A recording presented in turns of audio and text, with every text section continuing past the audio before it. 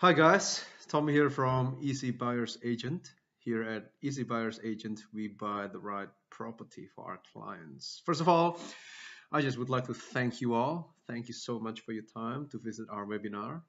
I really value your time, so we will keep this short and sharp. Thank you once again for coming. Thank you so much. Before we get started, let me just introduce myself. My name is Tommy, and I'm the principal consultant here at Easy Buyers Agent. I've had more than 10-year experience in property investing and have helped friends and families along the way to purchase properties. One thing that gets me very motivated to start this business is simply by how many people close to me who have simply gone blindly with property investing. We have all heard that property can make you rich. It can lead you to financial freedom and all that. But the thing is this, right? There are a lot more that goes into it. There are a lot more that goes into it. And a lot of my close friends and relatives and families, including myself, have actually lost money in property. Instead of making money, buying into the promise that property can make me rich, instead I have actually lost money simply because of lack of knowledge and understanding of how the game is played. So this is why I started this business. That is to help people buying the right property. You see, the money is always made in the purchase. Always. You can never make a gold out of a turd. You can never make a gold out of a turd. This is why it's really important for you all who are watching, make sure you buy the right property in the first place. Whether you want to buy and hold, renovate, build, subdivide, you have to start with the right property in the first place. So anyway, that's just a little bit about me. I currently own 5 properties worth more than $2 million, and I'm in the process of acquiring a few more. In this opportunity, I want to share with you my experience so that all of us, you and I, can become a better investor. We have all known by now that wealth can be created in property. How many times have you heard a story where someone buys a house today and 20 years later, the house increases by double to triple the price? The fact has actually spoken. Median house price in WA in 1970 was $17,500, and in 2016 it was $566,000. How great is that? In Sydney and Melbourne, the increase is actually even a lot more. You see, the biggest strength property investing has compared to other investment vehicles is leverage. What is leverage? Leverage is the ability to control a much bigger object using a much smaller object. As an example is a car jack, a small tool that is able to lift a heavy car. Same with property. Using $50,000, you can control a $500,000 asset. What this means is, if that asset increases by 8% in price, from $500,000 to $540,000, your initial money of $50,000 has now become $90,000, i.e. 80% return. Again, for the purpose of this example and webinar, we take away all other costs and risk in property investing, but you get the idea. This now makes property as a very powerful investing vehicle. What about shares, you may ask? Well, $50,000 can only buy you $50,000 worth of shares, meaning if your shares go up by 8%, your money will only become $54,000, i.e. 8% return. This is the difference. And not just that. Compared to the shares market, property market is relatively stable. Think of it this way. Everybody needs a roof over his head. And as the population grows, more house is needed. It doesn't mean that everybody needs to be an owner of a house. But what I'm saying is everybody needs to have a roof over his head, right? So as you can see, if you invest in property correctly and safely, you can generate a lot of wealth long term. See, for me personally, I use property to give me financial freedom when I retire. What do you really have to wait until you retire, Tommy? You know what? I love my job. I love what I'm doing right now. I have a reason to wake up every morning. I love my life. Therefore, I wouldn't trade this for anything else. My only concern is this. As I grow older, my skill might become obsolete. or I might not be as competitive as the younger ones. Therefore, I'm not sure if I can earn the same amount of money as I do today. This is why having a passive income is very important, just in case I can no longer earn the income I'm on today, right? I'm not looking to invest in property to make me rich quick. No, I actually invest in property so that I can have that passive income by the time I retire. Again, it's for the purpose of replacing my income. There is no reason to do that other than just, I might become obsolete. Some people want to get rich quick just because they hate their life, they hate their job. That's not the case with me. So there you go. And not just that, due to inflation as well, i.e. the natural increase of price, my salary becomes less and less every year, right? Inflation rate as we speak right now stands at about 2%. So ask yourself this question: have you had a salary increase by 2%? If you don't, it means that you actually have to work harder to be able to afford the same thing. You have to work harder next year to afford the same stuff that you buy today, just because the stuff will increase in price by 2%. Do you understand what I'm saying? This is why, guys, we need to invest. We need to invest. So this is one of the reasons why I also invest, right? I need to put my money somewhere which it would grow at least at the same rate as inflation. Property and other investment vehicles both grow way above inflation rate. But as I mentioned earlier, with property, I can actually manage a lot bigger asset, thus giving me a lot more return of my money. Put it this way, because of leverage, compared to other investment vehicles, wealth comes faster through property. But always and always remember, bigger returns demands bigger risk. You have to know what you're doing. If you want to invest passively just like I do, you have to make sure you buy the right property. You have to buy the right property. Otherwise, you might keep bleeding out money and the banks won't lend you money. Thus, you can benefit from the leverage and the power of compounding. So before I continue, I just want to mention that if you're interested in learning more about calculation of cash flow on your property, on your investment property, you can click on the link down below to join the webinar. That way, you can actually analyze a property prior to purchase, if it's the right one or not, if it's the right one to buy or not. Remember, the money is made in the purchase. You can't make a gold out of a third. So you have to buy the right property. That if you want to invest correctly and safely. Okay. Anyway, so in this webinar, I actually would like to share with you how property investing works in a nutshell. Just in general, I kept talking about leverage and the power of compounding, but let me show you how it works in calculation. Please bear in mind though that I'm taking away all costs and risk. We're purely looking at the leverage and compounding element of property investing so that you get the idea. All right, here we go. All right, what I have here in front of me is just a very simple, I guess, calculation that I'm gonna walk you through how the power of leverage and compounding work. All right, so let's just go through a few variables here. I've got a deposit of $50,000. All right, interest rate is sitting at 4%. Growth of property is about 8%. All right. Remember earlier I talked about the property price in Western Australia. In 1970 was 17,500, and in 2016 it was $566,000. Right. It means it's an increase of about 8% per year. Okay. And bank revaluation. So when you want to refinance your property, you want to take the equity out of your property, they only revalue your property at 80%. This is for them to not being exposed too much, right? This is for them to minimize their risk in giving you lending. All right, so we have these 4 variables, and let's just get started. Okay, year 1.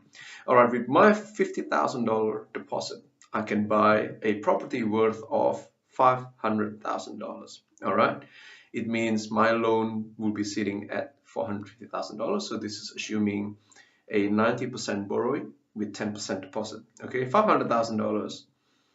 My loan sits at $450,000. Remember, this is excluding all costs. Okay, this is just me wanting to show you how the power of leverage and compounding work. Okay, second year, property price increases by 8%. So from $500,000, it becomes $540,000. Okay, the loan also increases by the interest rate, which is 4%. So from $450,000, it becomes $468,000. All right, and we just keep going. Okay, third year, your equity is still negative because remember, the bank only values your property at 80% of the value. It means if your property is actually worth 540,000, what you can access is just 80% of it. So the bank will see your property as just being 80% of its actual value. Does that make sense? This is why for the first, as you can see here, the first 4 years, you can't access any of the equity. It's still negative, right? Which is fine, which is fine. Comes year five, equity now, equity available now becomes 17,759.23, right? But the thing is, I can't use this to buy more property. I mean, you know, my down payment for the next property is only, you know, $18,000, so that's not going to buy me any property. Okay, so fifth year, I can't buy any more property. Sixth year, I can't buy any more property. Again, with $40,000, maybe I can buy a unit and whatnot, but I actually want to buy another $500,000 property. It means I have to have a deposit of $50,000. It means my equity has to sit at $50,000, right? So sixth year, again, I can't buy any more property. But comes seventh year, okay, my equity now becomes is now available, right? So let me just take this out first for now so that I can show you. All right, so comes seventh year, I now have $63,500 worth of equity that I can use to buy more property. Okay, now using that 63,500, I grab 50,000 out of it. Okay, I increase my loan by 50,000, and then I take that $50,000 as a deposit of my next property. Does that make sense? Okay, I hope you get that. All right, so I take that. It means that from 63,500, because I take 50,000 out of it, so now my equity becomes $15,500. I hope that makes sense. And my loan has now increased by $50,000 of my first property. Okay, so I get refinance, I take the equity out to buy the second property. All right, so I've got $50,000 deposit, just using equity alone, right? I'm not even saving any more money. This is just using from the equity alone. Seventh year, I managed to get 50,000 out of my equity of my first property, and I buy another $500,000. Okay, and then it just keeps going, right? Eighth year, my first property now has $41,360 worth of equity, right? I can't take that out because it's less than 50K. So, you know, I'm not going to take that out. I can buy any property with $41,000. And my second property, it's still in the negative equity territory, okay? Because it just increases from 500 to 540. And this is the loan that I have, right? So it's only minus equity on my second property. On the first one, I only have 41,000. So I can really use it. But here is the thing. Comes the ninth year. All right. Now I have more equity. I can take 50 grand out of my first property. Okay. I can buy my third property. So now I have one property, two property, three property. Okay. I'm buying another $500,000 because I can access that equity by $50,000, right? From my first property, right? Comes the next year, again, another 50 grand because of the 8% increase of the property price from my first property. I can now take another $50,000. Okay, I can buy my fourth investment property. All right. My second one is still sitting at negative equity. Okay. My third one is still sitting at negative equity, and this is my new one. Okay. Comes the 11th year. Okay. I now have more equity. Remember, every $50,000, I can buy one more property. Okay. So I take out $32,500. And then I take out another $17,500 from my second property, because remember, my second property has now become a positive equity instead of negative, right? So I can access 17.5 and 32.5. So using the equity from property 1 and 2, I can now buy my fifth property, and I just keep on going, right? Year 12. I access $30,000 from the first one, I access $20,000 from the second one, and I buy my sixth property, right? On year 13, I access $40,000 from the first one, and then I access $10,000 from the second one, and I buy my seventh property. Check this out, it just keeps on going. All right, my 14th year, again, my first property, I access $40,000, and now my second property, I can access $40,000, and now my third property, I can also access $20,000, right? So this is $100,000. It means on year 14, with $100,000, I can buy two properties, which is property number 8 and property number 9. This is just getting crazier and crazier, guys. And check this out, right? Year 20, I access another $40,000 from my first property, $20,000 from my second property, another $40,000 from my third property, $35,000 from my fourth property, and $15,000 from my fifth property, right? It just keeps on going. Now with this, how much is this? So this is $150,000 worth of equity. 1, 2, 3, 4, 5, and with $150,000, I can buy 3 more properties. Check this out. Property 10, property 11, property 12. Okay, now I'm tired of buying properties, so I decided to stop. So year 16, 17, 18, 19, 20, I no longer buy more properties. So at this stage, I have how many properties? 1, 2, 12. I've got 12 properties. Okay, I've got 12 properties. By the end of year 20, the loan, okay, the total loan of all my 12 properties sitting at $8.43 million. That's a lot of money. That's a lot of money. Am I getting it right? Yeah, $8.4 million. That's a lot of money. But remember, my property worth is $12.3 million. It means my net worth is $3.9 million. Again, I'm taking out all the costs, right? So if you start incorporating the costs, then this number will be less. But what I'm saying is, as you can see, this is the power of compounding, right?